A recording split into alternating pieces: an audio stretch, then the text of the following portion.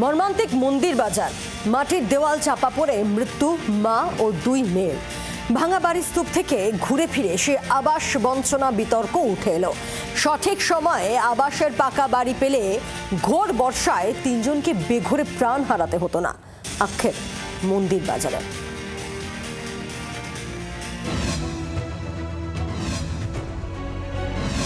আবাস বঞ্চনা নিয়ে কেন্দ্র রাজ্য চাপানোতর তুঙ্গে।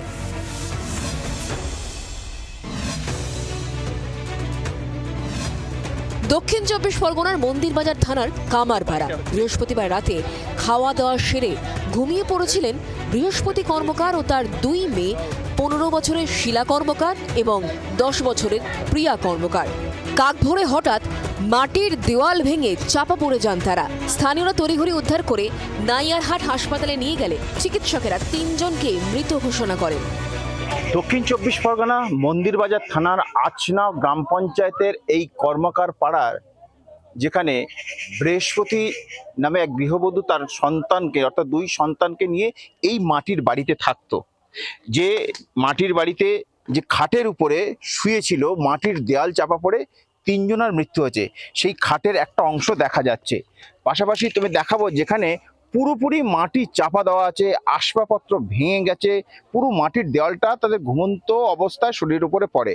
পুরোপুরি সেই ঘুমন্ত অবস্থায় পড়ে যাওয়ার পরেই কিন্তু তাদের মৃত্যু হয়। স্থানীয়দের দাবি, আবাসের টাকার শেষ কিস্তি পেয়েছিল কর্মকার পরিবার। পাকা বাড়ি অসম্পূর্ণ থাকায় কাঁচা বাড়িতেই থাকছিলেন বৃহস্পতি কর্মকার ও তার দুই মেয়ে। এরপরই শুরু তরজা। বিজেপির দাবি, সঠিক সময়ে আবাসের বাড়ি পেলে এমন মর্মান্তিক পরিণতি হতো না।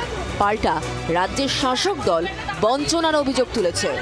যারা এখানে প্রতিনিধিত্ব করছেন তারা তো রাজনীতি করে, তারা দেখে না যে প্রকৃত যে গরিব মানুষকে পাওয়া উচিত সে কোন দল দেখার দরকার নেই। এর মাটির ঘর, ইয়েকে আগে দাও, দুতলা বাড়ি তাকে দিয়ে তার কাছ থেকে কাটমানি খাবো, এই মানসিকতা তো হলে হবে না।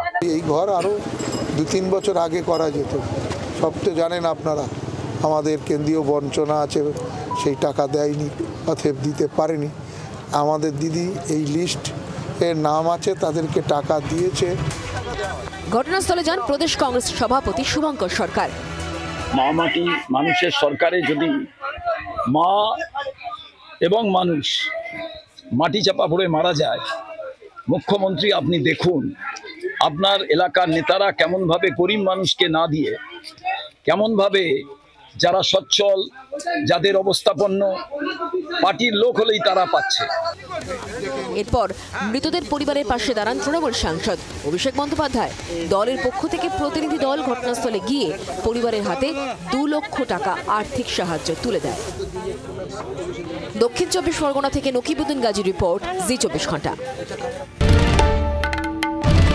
বাংলার আওয়াজ, বাঙালির আবেগ, জি 24 ঘন্টা।